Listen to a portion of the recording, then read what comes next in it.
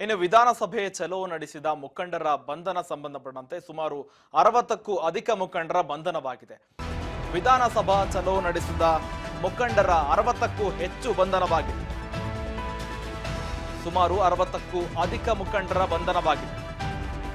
ಚಿಂತಾಮಣಿಯಿಂದ ಬೆಂಗಳೂರಿಗೆ ಹೊರಟಿದ್ದ ದಲಿತ ಸಂಘಟನೆಗಳು ಪಾದಯಾತ್ರೆ ಮೂಲಕ ತೆರಳುತ್ತಾ ಇದ್ರು. ಚಿಂತಾಮಣಿಯಿಂದ ಬೆಂಗಳೂರಿಗೆ ಹೊರಡ್ತಾ ಇದ್ರು. ಚಿಕ್ಕಬಳ್ಳಾಪುರ ಜಿಲ್ಲೆ ಚಿಂತಾಮಣಿ ತಾಲೂಕಿನ ಜಂಗಮ ಕೋಟೆ ಬಳಿ ಅರೆಸ್ಟ್ ಆಗಿದ್ದಾರೆ 60ಕ್ಕೂ ಅಧಿಕ ಮುಖಂಡರು. ಚಿಂತಾಮಣಿಯಿಂದ ಬೆಂಗಳೂರಿಗೆ ಹೊರಡ್ತಾ ಇದ್ರು. ಸಂಘಟನೆಗಳೆಲ್ಲರೂ ಕೂಡ ಚಿಕ್ಕಬಳ್ಳಾಪುರ ಜಿಲ್ಲೆ ಚಿಂತಾಮಣಿ ತಾಲೂಕಿನ ಜಂಗಮ ಕೋಟೆ ಬಳಿ ಅರೆಸ್ಟ್ ಆಗಿದ್ದಾರೆ. ಡಿವೈಎಸ್ಪಿ ಶ್ರೀನಿವಾಸ್ ನೇತೃತ್ವದಲ್ಲಿ 60ಕ್ಕೂ ಅಧಿಕ ಜನರ ಬಂಧನವಾಗಿದೆ. ವಿಧಾನಸಭಾ ಚಲೋ ಹಮ್ಮಿಕೊಂಡಿದ್ರು. ದಲಿತ ಸಂಘಟನೆಗಳೆಲ್ಲರೂ ಕೂಡ ತೆರಳುತ್ತಾ ಇದ್ರು. ಬೆಂಗಳೂರು ಕಡೆಗೆ ತೆರಳುತ್ತಾ ಇದ್ರು. ದಾರಿ ಮಧ್ಯದಲ್ಲಿ 60ಕ್ಕೂ ಅಧಿಕ ಜನರನ್ನ ಬಂಧನ ಮಾಡಿದ್ದಾರೆ. ವಿಧಾನಸಭಾ ಚಲೋ ನಡೆಸಿದ ಮುಖಂಡರ ಬಂಧನ. ಇನ್ನು ಪಾದಯಾತ್ರೆ ಮೂಲಕ ತೆರಳುತ್ತಾ ಇದ್ರು. ಠಾಣೆ ಮುಂದೆ ಪ್ರತಿಭಟನೆಗೆ ಕೂಡ ಮುಂದಾದ ದಲಿತ ಪರ ಸಂಘಟನೆಗಳು ಅರೆಸ್ಟ್ ಆಗಿದ್ದಾರೆ. ಠಾಣೆ ಮುಂದೆ ಕೂಡ ಪ್ರತಿಭಟನೆಗೆ ಮುಂದಾಗಿದ್ದಾರೆ. ಜಂಗಮಕೋಟೆ ಪೊಲೀಸ್ ಠಾಣೆ ಮುಂದೆ ಪ್ರತಿಭಟನೆಗೆ ಮುಂದಾಗಿದ್ದಾರೆ. ಜೊತೆಗೆ ಸಿಎಂ ಬಂದು ಅಂಬೇಡ್ಕರ್ ಪುತ್ಥಳಿ ಅನಾವರಣ ಮಾಡುವಂತೆ ಕೂಡ ಒತ್ತಾಯ ಮಾಡ್ತಾ ಇದ್ದಾರೆ. ಪ್ರತಿಭಟನೆಗೆ ಹೋದ್ರೂ ಕೂಡ ಅರೆಸ್ಟ್ ಮಾಡಿದ್ದಾರೆ. ಸಂವಿಧಾನದ ಹಕ್ಕಾಗಿದೆ. ಆ ಹಕ್ಕನ್ನ ಇವತ್ತು ಪೊಲೀಸ್ ಇಲಾಖೆ ಮತ್ತು ಸರ್ಕಾರ ಇವತ್ತು ನಮ್ಮ ಹಕ್ಕುಗಳನ್ನು ಕಸಿಯೋ ರೀತಿಯಲ್ಲಿ ಇವತ್ತು ನಮ್ಮ ಹಕ್ಕುಗಳನ್ನು ಕಿತ್ಕೊಳ್ತಾ ಇದೆ ಅಂತ ಈ ಸಂದರ್ಭದಲ್ಲಿ ಹೇಳ್ತೀನಿ. ಯಾಕಂತ ಹೇಳಿದ್ರೆ ನಾವು ಶಾಂತಿಯುತವಾಗಿ ಹೋರಾಟ ಮಾಡ್ತಕ್ಕಂಥ ಸಂದರ್ಭದಲ್ಲಿ ಅದನ್ನು ತಡೆಯೋ ಹಕ್ಕು ಪೊಲೀಸ್ ಇಲಾಖೆಗೂ ಇಲ್ಲ, ಅಥವಾ ಜಿಲ್ಲಾಡಳಿತಕ್ಕೂ ಇಲ್ಲ, ಸರ್ಕಾರಕ್ಕೂ ಇಲ್ಲ. ಆದರೆ ಅವರು ಉದ್ದೇಶಪೂರ್ವಕವಾಗಿ ನಮ್ಮನ್ನು ತಡೆದು ನಮ್ಮ ಹಕ್ಕನ್ನು ಕಸಿದುಕೊಳ್ತಕ್ಕಂಥ ಕೆಲಸ ಮಾಡಿದ್ದಾರೆ. ಇದರಲ್ಲಿ ನಾವು ಮುಂದಿನ ದಿನಗಳಲ್ಲಿ ಕಾನೂನು ಹೋರಾಟ ಮಾಡಿ ಅವ್ರಿಗೆ ತಕ್ಕ ಶಿಕ್ಷೆ ಆಗೋ ರೀತಿಯಲ್ಲಿ ನಾವು ಮಾಡ್ತೀವಿ ಅಂತ ಈ ಸಂದರ್ಭದಲ್ಲಿ ಹೇಳೋಕ್ಕೂ ಇಷ್ಟ. ಅದು ಉದ್ದೇಶಪೂರ್ವಕವಾಗಿ ತಡೀತಾ ಇದ್ದಾರೆ. ಕಾರಣ ಏನಪ್ಪ ಅಂತ ಹೇಳಿದ್ರೆ, ಇವಾಗ ನಿನ್ನೆ ನಾವು ಚಿಂತಾಮಣಿಯಿಂದ ಎಚ್ ಕ್ರಾಸ್ವರೆಗೂ ಏನು 25 ಕಿಲೋಮೀಟ್ರ್ ಕಾಲ್ನಡಿಗೆ ಬಿಸಿಲನ್ನದೇ ಲೆಕ್ಕಿಸದೆ ನಾವು ಬಂದು ಸೇರ್ತಾ ಇದ್ದೀವಿ. ಇದು ಮುಂದೆ ಹಿಂಗೆ ಸಾಗಿದ್ರೆ ಮತ್ತೆ ಅದು ಸೆನ್ನಲ್ಲಿ ಚರ್ಚೆ ಆಗುತ್ತೆ. ಅದು ಚರ್ಚೆಗೊಳಪಟ್ಟಾಗ ಏನು ಅಲ್ಲಿರ್ತಕ್ಕಂಥ ಜಿಲ್ಲಾ ಮಂತ್ರಿಗಳಿಗಾಗಲಿ ಅಥವಾ ಜಿಲ್ಲಾಡಳಿತಕ್ಕಾಗಲಿ ಒಂದು ಅವಮಾನಕರ ಸಂಗತಿ ಆಗುತ್ತೆ ಅಂತ ಹೇಳ್ಬಿಟ್ಟು ಅವರೇ ಪೊಲೀಸ್ ಇಲಾಖೆ ಮೇಲೆ ಒತ್ತಡ ಹೇಳಿ ಇದನ್ನು ತಡೀತಾ ಇದ್ದಾರೆ ಅಂತ ಮೇಲ್ನೋಟಕ್ಕೆ ಎತ್ತು ಕಾಣಿಸುತ್ತೆ. ನಾವು ಅರೆಸ್ಟ್ ಮಾಡಿದ್ರು ಸಿದ್ಧ ಇದ್ದೀವಿ.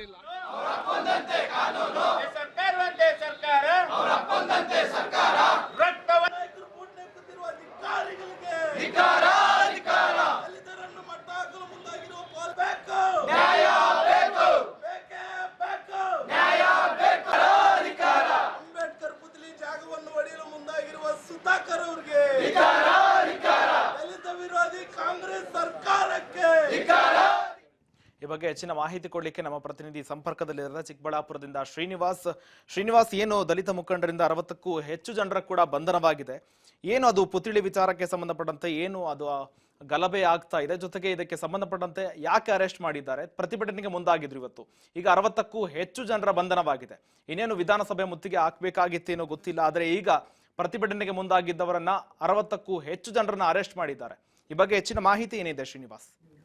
ಹೌದು ಶ್ರೀಕಾಂತ್, ಏನು ಚಿಕ್ಕಬಳ್ಳಾಪುರ ಜಿಲ್ಲೆ ಚಿಂತಾಮಣಿ ತಾಲೂಕಿನಲ್ಲಿ ಒಂದು ಅಂಬೇಡ್ಕರ್ ಪುತ್ಥಳಿಗೆ ಕೊಳಕು ಬಟ್ಟೆ ಸುತ್ತಿರುವ ಒಂದು ವಿಚಾರಕ್ಕೆ ಏನು ದಲಿತ ಮುಖಂಡರು ಕೆಲವೊಂದು ಆಕ್ರೋಶವನ್ನು ಪಟ್ಟಿರುವಂಥದ್ದು. ಏನು ಅಂಬೇಡ್ಕರ್ ಪುತ್ಥಳಿ ಕೊಳಕು ಬಟ್ಟೆಯ ಒಂದು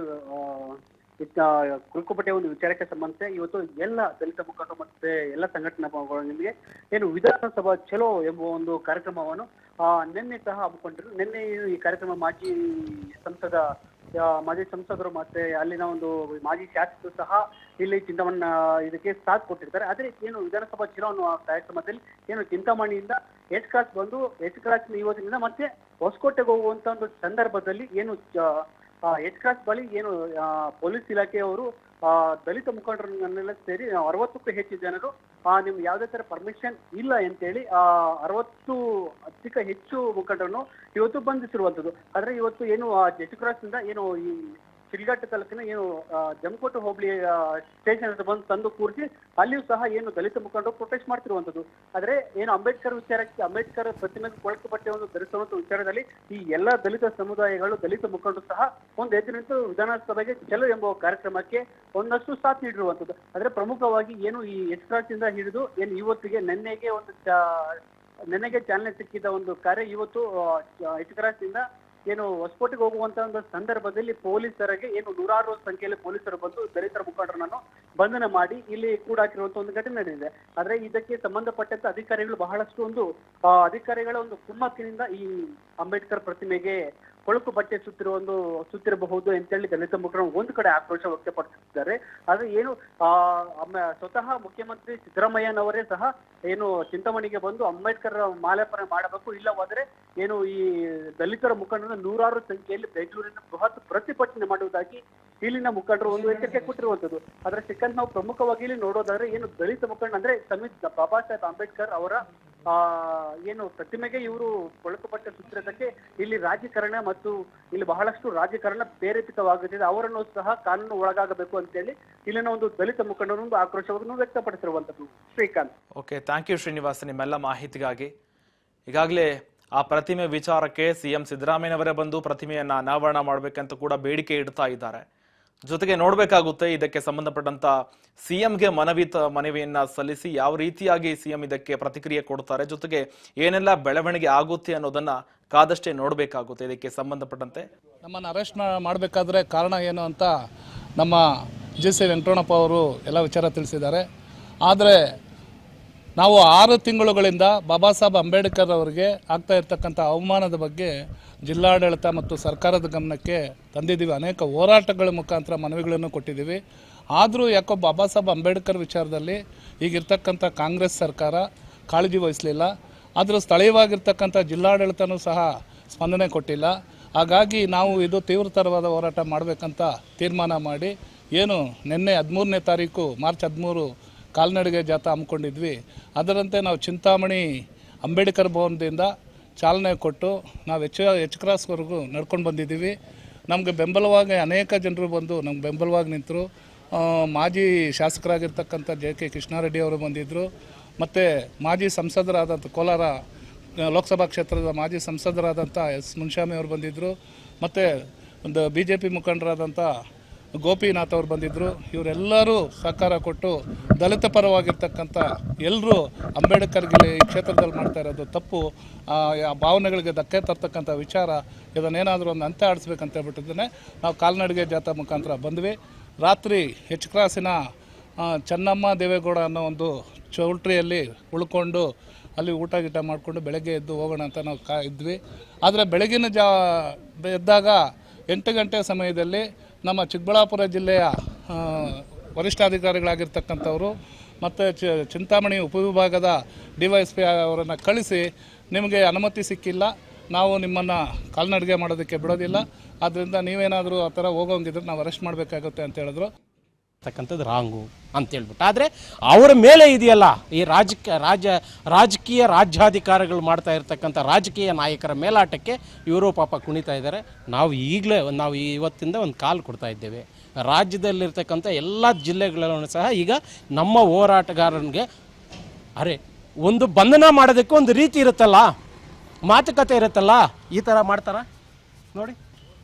ಬಟ್ಟೆಗಳೆಲ್ಲ ಹರಿದಾಕಿ ಹೋರಾಟಗಾರ ಕೊಡೋ ಗೌರವನ ಕಾಂಗ್ರೆಸ್ ಗೌರವ, ನಾನು ದಲಿತ ಪರ, ಹಿಂದುಳಿದವ್ರ ಪರ, ಬಡವರ ಪರ, ನಾನೇ ದಲಿತ ಅಂತ ಹೇಳ್ಕೊಳ್ತಾರಲ್ಲ ಸಿದ್ದರಾಮಯ್ಯ. ಇದಾ ಮಾಡೋದು ಇವರು. ನಾಯಿಗಳನ್ನ ಹೇಳ್ದಂಗೆ ಹೇಳ್ಕೊಂಡು ನಮ್ಮನಿಗೆ ವ್ಯಾನ್ಗಳಲ್ಲಿ ಹಾಕ್ಕೊಂಡು ಬರ್ತಾ ಇದ್ರೆ ಯಾರಿಗೆ ಹೇಳಬೇಕು? ನಾವು ಸ್ವಂತಕ್ಕೆ ಹೋರಾಟ ಮಾಡ್ತಾ ಇದ್ದೀವ, ನಮ್ಮ ಭೂಮಿಗೆ ಹೋರಾಟ ಮಾಡ್ತಾ ಇದ್ದೀವ, ನಮ್ಮ ತಾಯಿಗೆ ಹೋರಾಟ ಮಾಡ್ತಾ ಇದ್ದೀವಲ್ಲ, ನಮ್ಮ ಜೊತೆಯಲ್ಲಿರ್ತಕ್ಕಂಥವ್ರು ಯಾರಿಗಾದ್ರೂ ಪರವಾಗಿ ನಾವೇನು ಹೋರಾಟ ಮಾಡ್ತಾ ಇಲ್ಲ. ಬಾಬಾ ಸಾಹೇಬ್ ಅಂಬೇಡ್ಕರ್ ಅವರು ಪುತ್ಥಳಿಗೆ ಸುತ್ತಿರ್ತಕ್ಕಂಥ ಕೊಳಕು ಬಟ್ಟೆಯನ್ನು ಬಿಚ್ಚಿ ಅಂತ ಮಾತ್ರ ಹೋರಾಟ ಮಾಡ್ತಾಯಿದ್ದೆ. ಇದಕ್ಕೂ ನಿಮಗೆ ಮಾನ ಮರ್ಯಾದೆ ಇಲ್ಲ ಅಂತ ಹೇಳಿದ್ರೆ ನಾವು ಯಾವ ರೀತಿ ನಿಮಗೆ ರಿಯಾಕ್ಟ್ ಆಗಬೇಕು ಅರ್ಥ ಆಗ್ತಾ ಇಲ್ಲ. ನೋವಾಗುತ್ತೆ ನಮ್ಗೆ ಹೇಳ್ಕೊಳ್ಳೋದಕ್ಕೂ ಸಹ. ಈ ದಿನ ಇಡೀ ರಾಜ್ಯದಲ್ಲಿರ್ತಕ್ಕಂಥ ಎಲ್ಲ ದಲಿತ ಸಂಘಟನೆಗಳೊಟ್ಟಿಗೆ ನಾವು ಮಾತಾಡ್ತಾ ಇದ್ದೇವೆ, ರೈತ ಸಂಘಟನೆಯವರೊಟ್ಟಿಗೆ ಮಾತಾಡ್ತಾ ಇದ್ದೇವೆ, ಪ್ರಗತಿಪರ ಸಂಘಟನೆಯವರೊಟ್ಟಿಗೆ ಮಾತಾಡ್ತಾ ಇದ್ದೇವೆ. ಸೋಮವಾರ ದಿನ ಫೆಬ್ರವರಿ 19, 2023 ಮಲ್ಲಿಕಾರ್ಜುನ ಗೌಡ ಪಾಟೀಲ್ ರಾಯಚೂರಲ್ಲಿ ಬಾಬಾ ಸಾಹೇಬ್ ಅಂಬೇಡ್ಕರ್ ಅವರ ಫೋಟೋ ತೆಗೆದಾಗ ಏನಾಯಿತು ಫೆಬ್ರವರಿ 19 2023 ಬೆಂಗಳೂರಲ್ಲಿ ಅದು ಮರುಕಳಿಸುತ್ತೆ. ಅದು ಯಾವುದೋ ತಾಲೂಕು ವಿಚಾರ